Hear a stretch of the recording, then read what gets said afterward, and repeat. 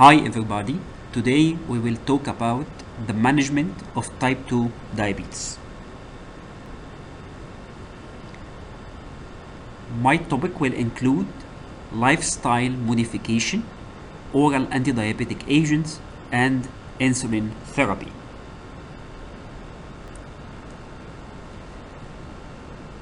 We need to reach to the glycemic target to prevent the complication of type 2 diabetes. The target are to reach A1C below 7%, preprandial plasma glucose to be between 80 to 130 milligram per deciliter, and the peak postprandial to be less than 180 milligram per deciliter.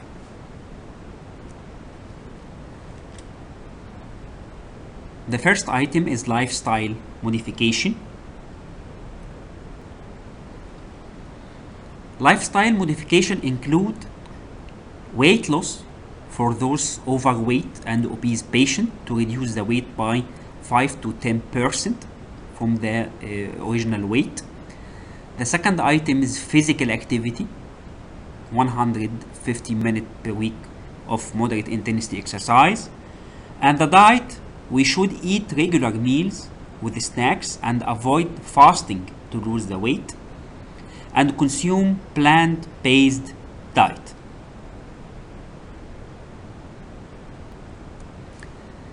As regard carbohydrate, we need to eat healthy carbohydrates like fresh fruits, vegetables, whole grains. About the fat, we need to eat healthful fat containing polyunsaturated fatty acid and limit the saturated fat. As regard protein, we can consume protein in food with low saturated fat like fish, egg, whites and beans.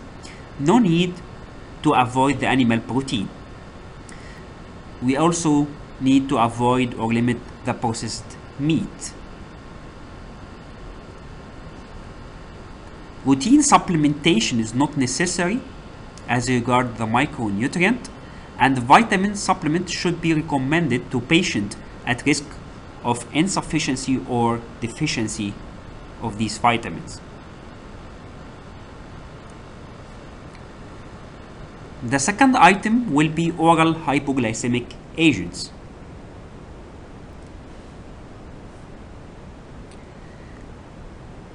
This item include insulin sensitizers like biguanides and thiazolidinediones, insulin secretagogues like sulfonylurea and glinides, dipeptidyl peptidase enzyme 4 inhibitors, glucagon like polypeptide 1 agonist, and this item is injectable therapy, but we will talk about this item here as this item related to the insulin secretagogues, alpha glucosidase enzyme inhibitors, and sodium glucose cotransporter 2 inhibitors.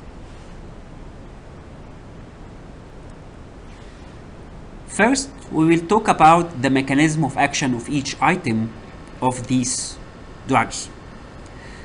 The first drug is metformin biguanide, act by increase the glucose consumption and increase the insulin sensitivity. It acts on the liver to decrease the glucose generation and act on the gut to decrease the glucose absorption. Sulfonylurea, only one mechanism of action. It stimulates the beta cells in the pancreas for insulin secretion.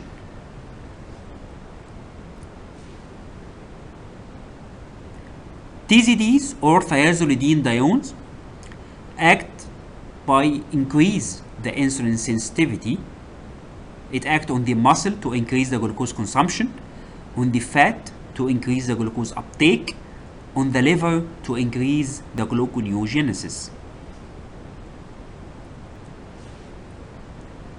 DPP-4 inhibitors, they are drugs that inhibit the enzyme called DPP-4 and this enzyme destruct what's called incretin, and this incretin, they are intestinal hormones, lead to more insulin secretion.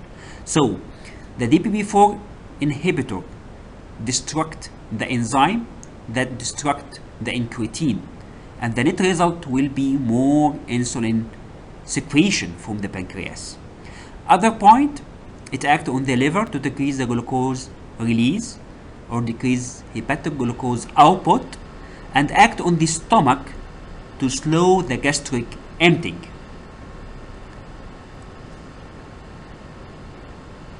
Glucagon-like peptide 1 receptor agonist,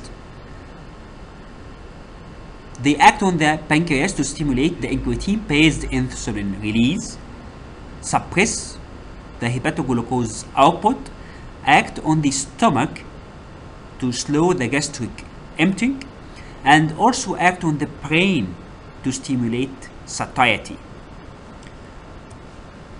Sodium glucose cotransporter inhibitors, it acts by only one mechanism on the kidney, and it increases the glucose loss through the urine. So, the first drug was biguanide or metformin. It is considered as the cornerstone in the treatment of type 2 diabetes in all guidelines. The advantage of this drug, it is cheap, there is no weight gain, there is no episodes of hypoglycemia, and there is a beneficial cardiovascular outcomes. Few side effects like gastrointestinal side effect, maybe flatulence or diarrhea. Thiazolidinediones like pioglitazone, the advantage is no hypoglycemia or minimal hypoglycemia. The disadvantage may be weight gain, edema in both lower limb, osteoporosis, especially in postmenopausal females. So contraindication, this drug shouldn't be used in pregnancy with advanced heart failure, liver cell failure, or renal failure. Sulfonylurea, we have two generations, the first generation and the second or new generation. The second generation include glipizide, glipiride, glimepiride, gliclazide, and glorinor, what's called gliclidone. The side effects of these drugs include hypoglycemia and weight gain. The advantage, it's not expensive and it's effective drug in reduction of A1C. The contraindication, we cannot use this drug for pregnancy.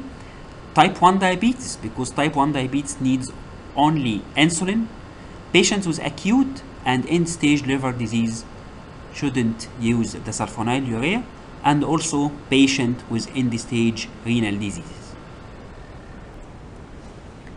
Glinides, they are short-acting secretagogues, act on the same potassium channel of sulfonylurea to enhance the insulin secretion. We have many examples of glinides.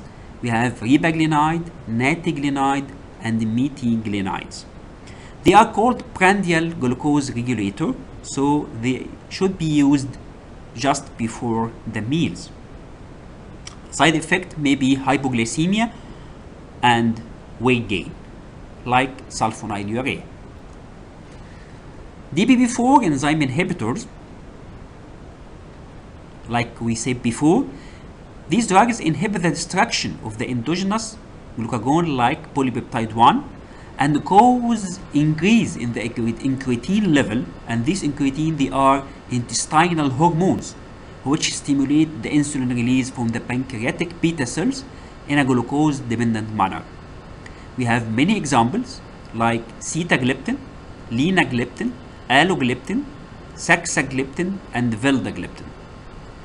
The advantage include there are no hypoglycemia, no weight gain, and they are well tolerated drugs. The disadvantage of these drugs, they are costly drugs and minimal gastrointestinal side effect like nausea and minimal vomiting. Alpha glucosidase enzyme inhibitors like acarbose, the action, it inhibits the upper gastrointestinal enzymes that convert the dietary starch and other complex carbohydrate into simple sugar which can be absorbed. It causes mild to moderate reduction in the postprandial glucose.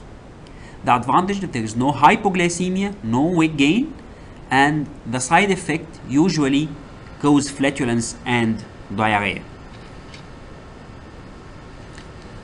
Sodium glucose cotransporter inhibitors, they act by inhibition of the glucose reabsorption from the proximal convoluted tubules of the kidney, so they increase the glucose excretion by the kidney. Examples like canagliflozin, dapagliflozin, and empagliflozin. The advantage include no hypoglycemia, mild reduction in the systolic blood pressure, and decrease in the body weight. Disadvantage, they are expensive drugs with mild to moderate reduction in the A1C. Side effect, they may cause urinary tract infection and may cause ketoacidosis, especially in type 1 diabetes if these drugs prescribed by mistake in type 1 diabetes. The third item is insulin therapy for diabetes. This child was the first human that received insulin all over the world.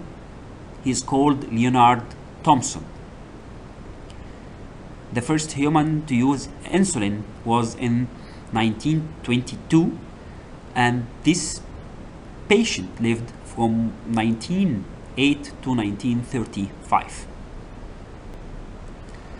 Insulin is a peptide hormone composed of 51 amino acids that is synthesized, stored, and secreted in the pancreatic beta cells.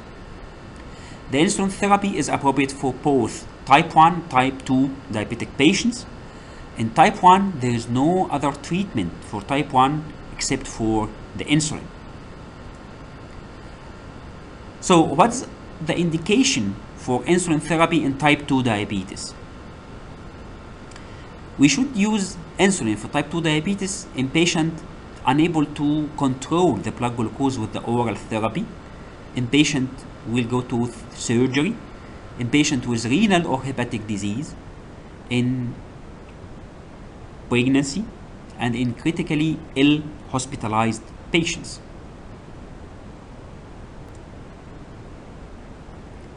Insulin therapy is often used early for type 2 diabetes who are highly symptomatic with marked catabolic state, and in a newly diagnosed patient with very high glucose level.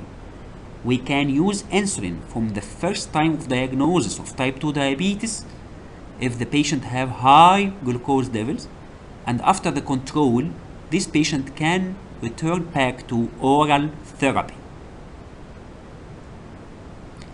We have many types of insulins. We have rapid-acting insulin, include insulin lispro, glulisine, and aspart. We have short-acting insulin, which is called human regular insulin. We have intermediate-acting insulin, NPH, and we have long-acting insulin like glargine, detumeur, and degludec. And we have also pre-mixed insulin. We can give our patient pre-mixed insulin, mix of rapid-acting insulin with long-acting insulin, or maybe mixture of short-acting insulin with intermediate-acting insulins.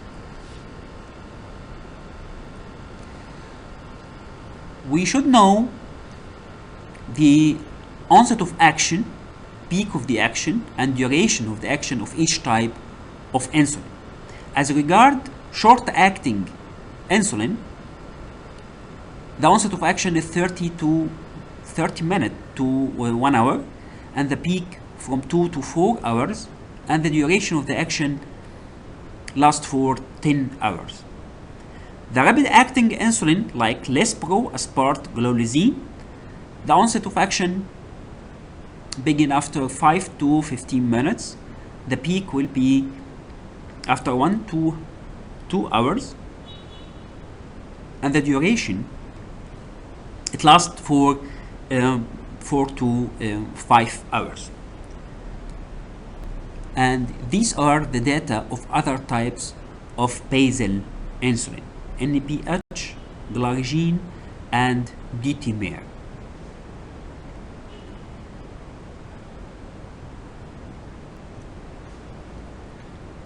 These are the data of pre-mixed insulin.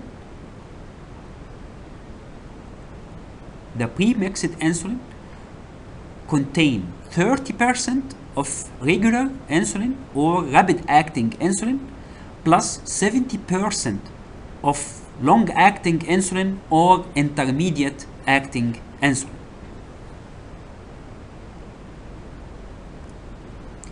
This is the syringe for insulin. This syringe can give up to 100 of insulin units. It should be used subcutaneously. This type of regular insulin, short-acting insulin, and this intermediate-acting insulin. This photo for mixed insulin, and this pen for long-acting insulin, insulin glargine. So, how to use these types of insulin? We can use many regimen for insulin. We can use 2 injections per day, and usually the 2 injections will be of mixed type insulin. The advantage, we have 2 injections per day, 1 injection before the breakfast and 1 injection before the dinner. The disadvantage of this type of regimen, we have no flexibility in dealing with the midday glucose levels. In this type of insulin, the patient should take regular meals in regular time. We cannot postpone, like for example, the time of the lunch or the time of dinner because of the fear of hypoglycemia. Another regimen for insulin therapy is 4 injections per day. As you show in the photo, we use basal insulin, 1 injection of basal insulin plus 3 injection of rapid acting or short acting insulin before each meal.